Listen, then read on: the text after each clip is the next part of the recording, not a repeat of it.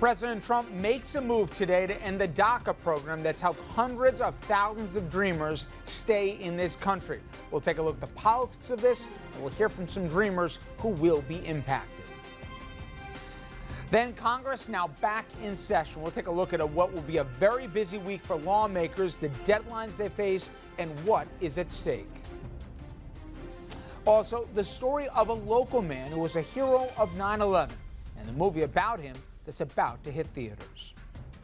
Good evening, everyone, and welcome to RFL. I'm Richard French. Thank you very much for joining us this Tuesday evening. We begin tonight with DACA and the Trump administration's controversial move to get rid of the Obama administration's Dreamer immigration program.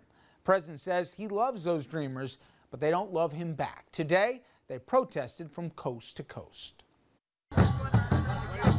From the White House in Washington to Trump Tower in New York, high schoolers in Denver even staging a walkout. Thousands of people protesting President Trump's decision. This is an attack against the entire immigrant community. President Trump didn't make the announcement himself on camera. Instead, it was Attorney General Jeff Sessions who called DACA an unconstitutional overreach of executive power by President Obama. It also denied jobs to hundreds of thousands of Americans by allowing those same illegal aliens to take those jobs. DACA protected some 800,000 young immigrants from deportation. The so-called Dreamers will start losing their legal status, that after a 6-month grace period. Many already fearing what comes next. They know where I live, what I do.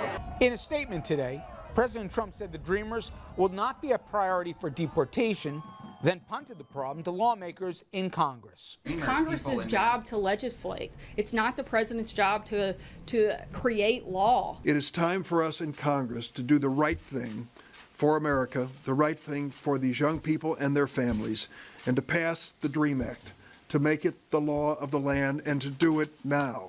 But the political football offering little comfort to the hundreds of thousands of immigrants, some now facing a forced return to countries that they've never known. We're humans too. We live here. This is our homeland.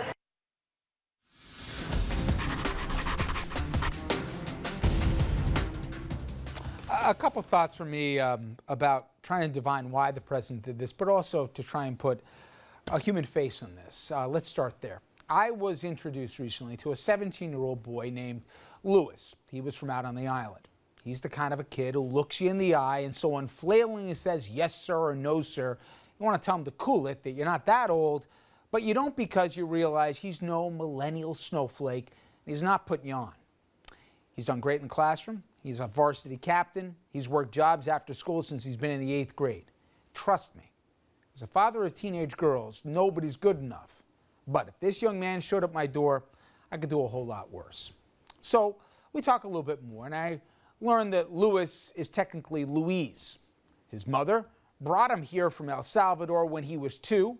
He embarrassingly admits Spanish is his worst subject in school, and he'd need a map to find his birth country, let alone remember a single memory from whence he came. Simply put, he's a really good kid who not only appreciates what he has here, but I'll bet anybody he'll contribute a lot more to our country than he'll ever take from it. Oh, there's the other reason. It's called decency. This country made a promise to hundreds of thousands of Lewises out there to come forward and volunteer their personal information a few years back, and seeing as they were children when they immigrated here through no choice of their own, we as a nation would not hold the actions of the parent against the child. Well, in the age of Trump, however, entrapment of kids is somehow as American as apple pie. You know, I'll spare the moral outrage tonight I seemingly have to summon on a nightly basis. Now, believe it or not, all the lies, the abuses of power, the Twitter tantrums, the incompetencies, the scandals, they've exhausted even me. But even for a guy who defended white supremacists, I don't understand why our president did this. There is not a single person out there arguing that these kids pose a national security threat. Corporate America, faith leaders, and the American public, look at these poll numbers, overwhelmingly think this is an awful idea. Even fellow Republicans, they've spoken up to tell their president, this is not who we are. Paul Ryan among them. It also wasn't as if he didn't have more pressing issues to attend to, our president. I don't know. Let's talk about threats of nuclear war in Asia, looming budget and debt limit deadlines, and oh yeah, a biblical flood and a Category 5 on the way. And usually, you believe that Donald Trump, well, some of you may say he's a congenital liar. No comment. I don't think even he, down deep, believes in this nonsense. Well, I have a great heart for the folks we're talking about, a great love for them. And people think in terms of children, but they're really young adults. I have a love for these people, and hopefully now Congress will be able to help them and do it properly. Way to show the love here. He even posed with Dreamers right before he announced his improbable campaign. But now as president, we learned all the tough talk was just that. Today, the president hid in his office and he sent the beleaguered Jeff Sessions out to deliver his small message with huge consequences for millions of families. Sessions at one point this afternoon even spoke about, I want you to listen to this, the need to uphold the rule of law. I may remind you, a week ago, his boss pardoned Sheriff Arpaio for refusing to comply with both the rule of law and even a court order. He called him a hero for doing so. Now, from a strategy standpoint, take all the morality out. This doesn't even make sense. Mr. Art of the deal, he could have used the DREAM Act as leverage to cut a deal with Congress to get something passed.